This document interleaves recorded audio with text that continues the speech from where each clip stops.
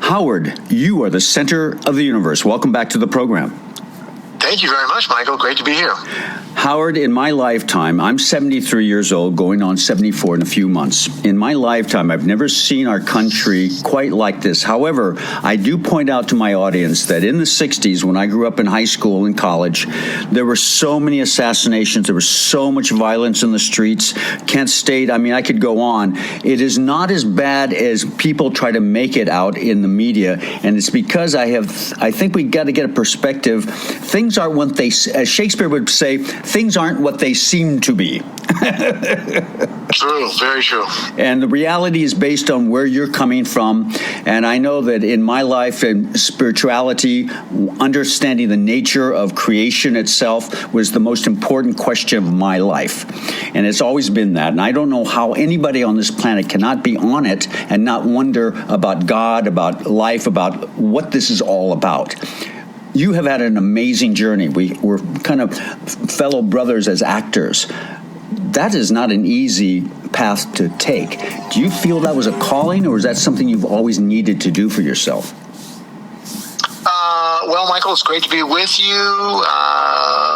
Blessings to your audience. Just everyone stay calm. Everyone, you threw a lot out there in the first. It is a turbulent moment on planet Earth, and it's going to be okay. It's just going to be okay. And whatever it is, it's got to be okay. We have to accept it. I became an actor because I'm an odd duck. I just don't fit into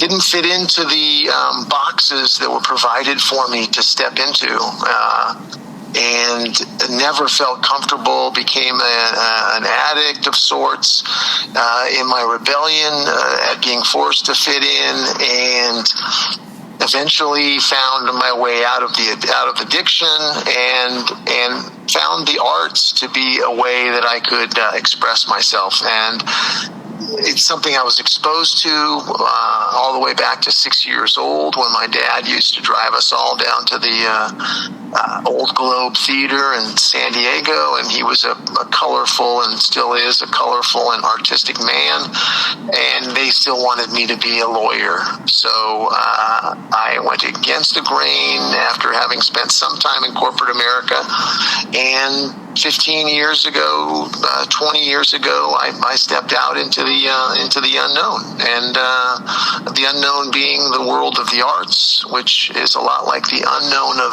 this moment, right now. Anyone that says that they know what's going on right now just could really look again, because none of us do. And I think the fear of the unknown is what's driving people so aberrant. And that same fear I had to walk through as I went out into my artistic endeavors.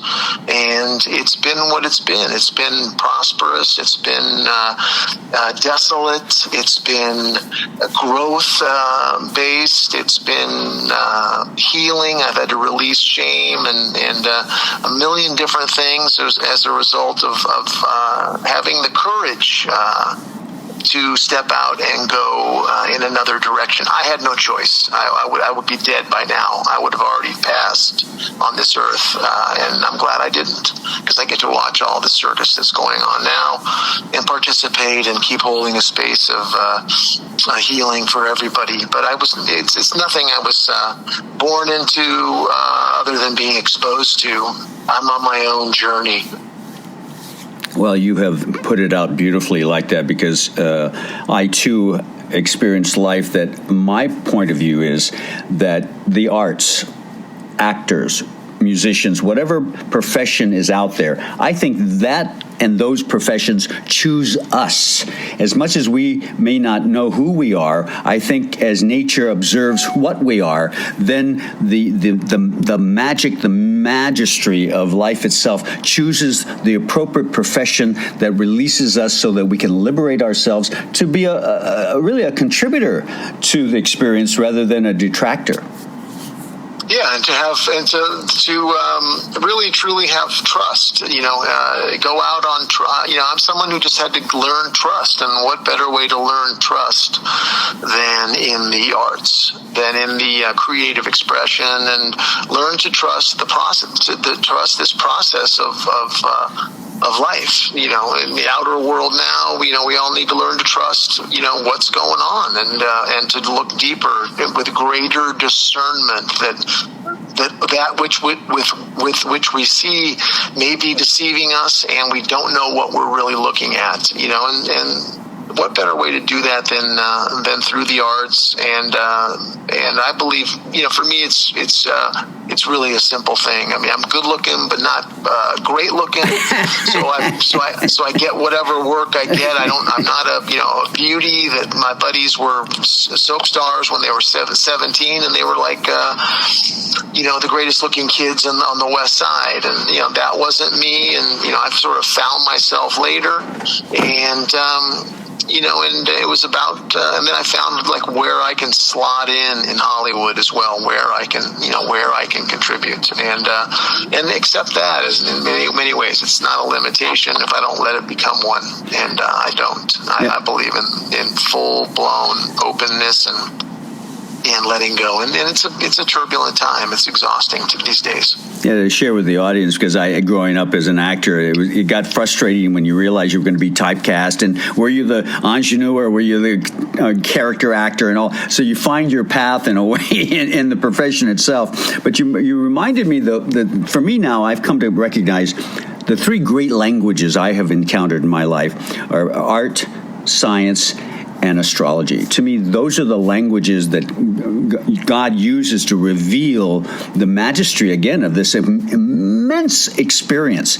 I think we so take for granted that being alive, we're so caught up in the mundane apparent problems that we think we have, when we lose sight of just the magnificence of being here at all. Yeah, and the magnificence of this human body, this human expression, the magnificence of breath, of organs working, of brain functioning, of the whole process of this life.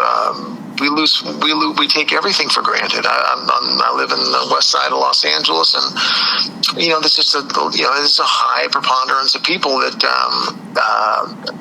maybe could do a little more gratitude, because they have everything. We're living in one of the greatest places, abundant everything, and the gratitude and the humility, can always, I say it for myself first. It can always be added to the mix, so I can be a contributor, and I don't realize that I can't take any of this for granted. Now, do you have an inclination towards writing at all, or music? Are there other facets of the profession that you're starting to gravitate towards? I've always been a bit of a musician. My grandfather was one of the original piano players in Los Angeles in 1920, so it's in my genes. But quite honestly, there's just no time for it anymore. It's really about focused on what I would, until I have 3 acres, in a house, and my piano inside. It's just there's too much going on I've had a couple of things written for me by some ghostwriters that have written a couple of scripts for me, and I have great ideas, and until I'm in the place where I can execute them with an unlimited bank account, they remain great ideas. Now, can you share with our audience, what are some of the recent projects you've been involved with? I know you were in the first Colin Kaepernick film. You played his coach in high school. What else have you been involved with? I've been involved with a group of guys, and we have a show called Millennials, which is on All Black Network, starring Kyle Massey, Aaron Grady, myself, a bunch of young kids, and I'm the comic relief Caucasian actor and the Caucasian boss, who provides really needed comic relief to this ongoing attempt to separate people and to do the crazy things of just the separation that's going on. So I'm the boss on the show, and I was also off Broadway this summer at a wonderful show called the Port Chicago 50, where I play a base commander from the 1940s with an all-black group of regiments, and it's a true story. And then I was in a wonderful I have another Netflix show that will be airing called Screwball Baseball with the legendary son of Bill Veeck. His name is Mike Veeck, and it's about baseball and the magic of baseball and how it can be a truly magical experience, as well as some recent films, Unwinding. I just did a little piece on a short film on Richard Nixon and some of the back office scenes that went on as Nixon was navigating how to get out of what had gone on in Watergate, and it involves the Department of Justice, which I played the head of the Department of Justice, and I was talking about I was talking to another young lawyer about Haldeman and Ehrlichman and how we are going to have to proceed. It's a wonderful piece. I'm a big fan of current politics. Now, being an actor, clearly your body is your tool. What do you do to keep in shape, work out? Do you do yoga, meditation, or there some aspects that have become an important part of your keeping yourself well and healthy? Yeah, I watch my diet. I've had challenges over the years, and I just sort of seem to shift into whatever the solution is, whether it's changing the diet. I changed my diet recently to support some of my internal organs, and my body is so keen. It just sends me a message that yes, you're doing the right thing, and that's what I kind of follow. And I'm just a big fan of following the flow, getting out of my head and feeling where the next step is, feeling where the next movement is, and not getting caught up in forcing and allow, and then yielding again to what's going on, and again with a big dose of trust that I've been guarded, protected for so long, and that there's no reason that anything shouldn't continue in the same fashion as it has in the past. But I'm a big fan of I meditate every morning. I will do a form of Tai Chi, and I do some balance work on the ropes to get deepen my connection again to my own body temple. I'm a big believer that we have to go inside. We just have to go into that which God gave us to, and the roadmap is really inside us. That's an amazing approach because it is so keen. We overlook the simple technique of attention. To pay attention is the simplest act of love, and meditation. And for me, and it seems to me that your intuition is also one of your magical aspects that you work with. Absolutely. Intuition is, into it. And the intuition that comes from paying attention, using attention. And, you learn. And, again, the great thing with this life is it's not, and maybe people are going to learn it, in the next coming years. It's not a walk in the park. If you take your attention off of yourself when your body is telling you something and then something happens, you really have to take the responsibility that I took my attention off of what my body was telling me. I did it. And then it's about going into whatever that mechanism is and asking Spirit to dissolve it so that I can listen better, so that I can stay out of my own way. I mean, life is challenging enough that I can't, in addition to life's challenges, which I don't mind, I can't have Howard challenges get in Howard's way. From old memories and old woundedness and old, the yogis call it old samskaras. Mm-hmm. Yep. So I need to, pay attention, and when my body's telling me something, if I don't listen, I have no one to, hold accountable but myself. It took me 73 years to come up with this concept, this joke in a way, and this saying. It takes a lifetime to learn how to live, and then it's time to go. Yeah, no, absolutely. I wish I would know. I wish I would know what I know now back when I was 25, because I would, absolutely, and yet on the same note, I wouldn't trade the process for anything. Right. The process is what, it's not about the end result. It really, it's so cliche, it's so trite, and yet it's so true that it's about the process, and that each person is getting, I really truly believe, what their soul's, agreement was upon entering this play of consciousness. Each person's getting their own thing. You bring to mind Shakespeare again. The play's the thing, and not just the play itself, but to have fun, to play with your life, to enjoy it, embrace it. Yeah, and have a great time, and stay away, and again, stay away. Protect your castle as if you were protecting the Garden of Eden. And keep it away from low vibrations. Keep it away from, stay high, stay vibe, vibe high. And as you said, run with it. Have a good, this is not a valley of, this is not a valley of tears. Thank you. Even though it may look like it some days. That's what I said, Shakespeare. Things aren't what they seem to be. No, and it's as crazy as it gets. You're like, we have to okay, this is, the drama is unfolding this way, and I have to, float with it. And even, the next highest card is, can I float with it with this great sense of humor? Now, again, you just bring this out of me. But again, we said this the first time I talked to you, because in Othello, one of my great fun, I remember I played that piece of Othello after we first talked on our show. And what I love about Othello, I used to listen to that for hours in college. I would go and play the record. It was the only way I could listen to it. And I would spend literally hours listening to the dialogue. And this line always captured me. And it says, "What, your Lord, it seems to be this way." And I'm paraphrasing to some extent. But Othello says, "Seems? I know not seems. It is or it isn't, but it cannot seem."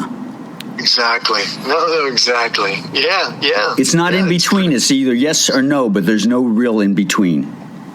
No, at the end of the day, there isn't. And it's about saying yes or no to life. It's about, moment by moment saying yes to life, saying yes to this, saying yes to this. Or a simple no is just as appropriate. It's just as appropriate. Again, if we're waking up to why we're doing what we're doing, if it's not, we're not robots, if we've stepped out of the robotic thing. But no, seems is, there's so much vagueness, and vagueness is really doesn't work anymore. It can't be seems anymore. It has to be clearer than that.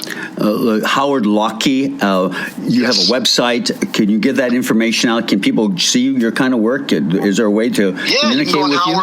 howardmlocke.com. There's a bunch of TV work and some other short films and other work that I've done, and more is being posted all the time. I'm on Twitter, on Instagram at howardmlocke.com, Howard M. Locke. I'm on Facebook, Howard M. Locke, and you can look for me in the Netflix library under Colin Black and White, and also next year in 2023, Screwball Baseball, and put me in the Google search, and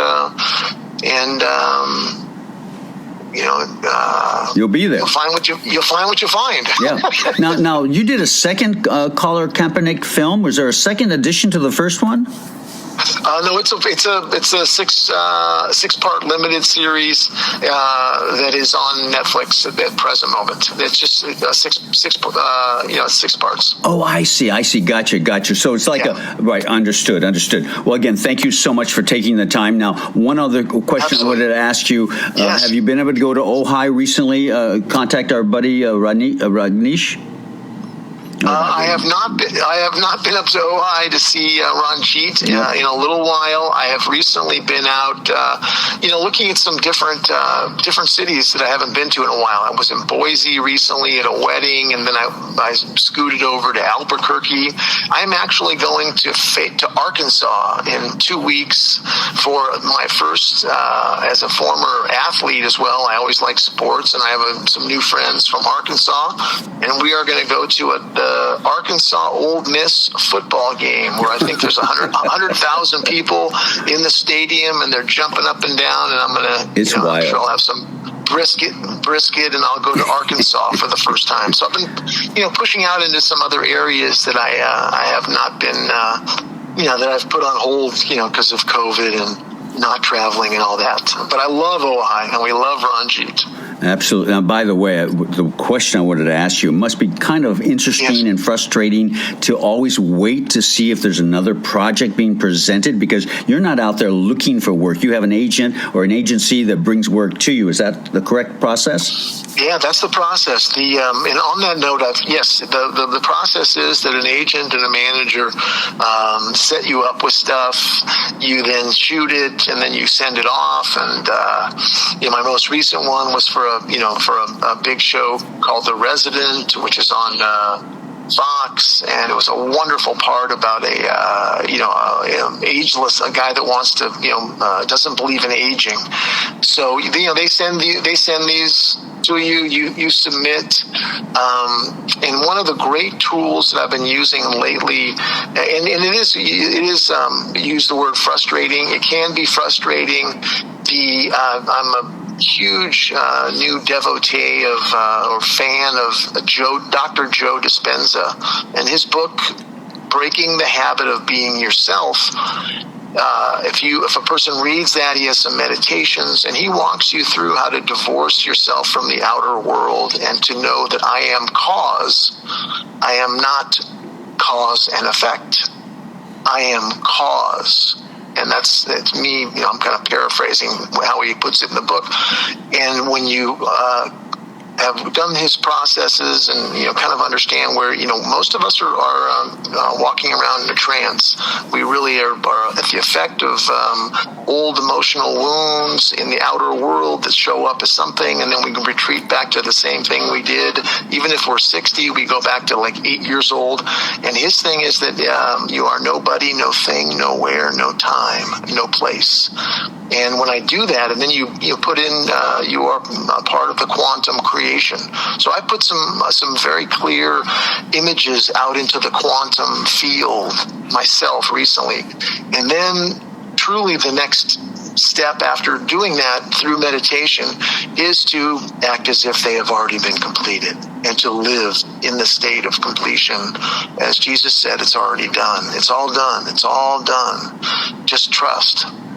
Trusting. Yeah, in the Sea Scrolls, but in the Dead Sea Scrolls, he says exactly that when you pray as if the prayer has already been received, and you're now grateful for what you've already acquired. Yes, and live in an emotional acceptance that it is there for me, and I'm communicating with this power, this energy that's benevolent, and if not this, something better.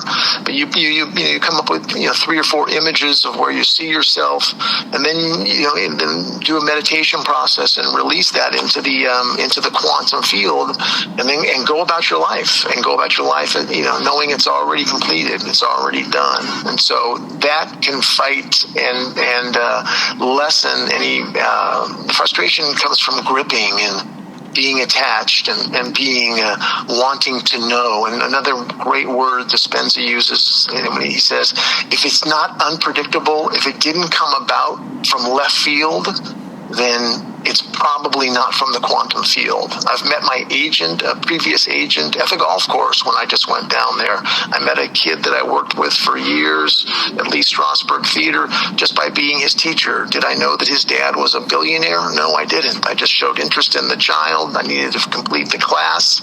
And then the dad started to bring me up to the house to teach and coach his family. And Shaquille O'Neal was the next door neighbor, and Tom Arnold, and all this stuff. And people would say to me, how did you get here, Howard? And I said, if I answered them now, I would say the quantum field brought me here. I was uniquely qualified to coach this young boy based upon my own life history, and I just released and was of service, and all these other things came, and that's the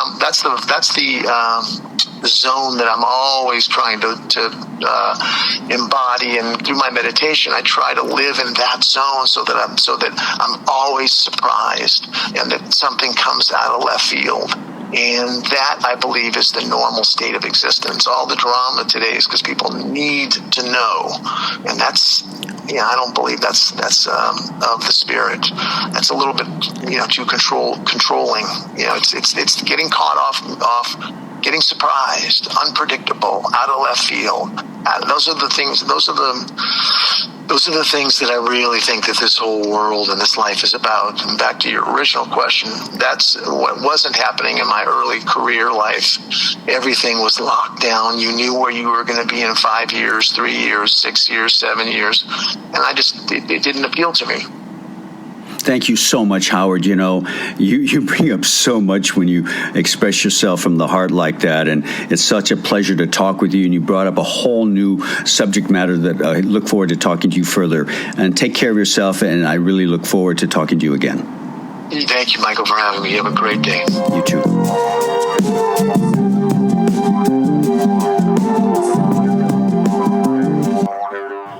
Meeting people is really what life's about. The greatest wealth, the greatest value we have is the people that we encounter in our life.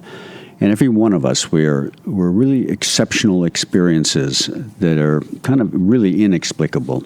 That's what this program tries to explore, the nature of being alive. It's really an amazing thing.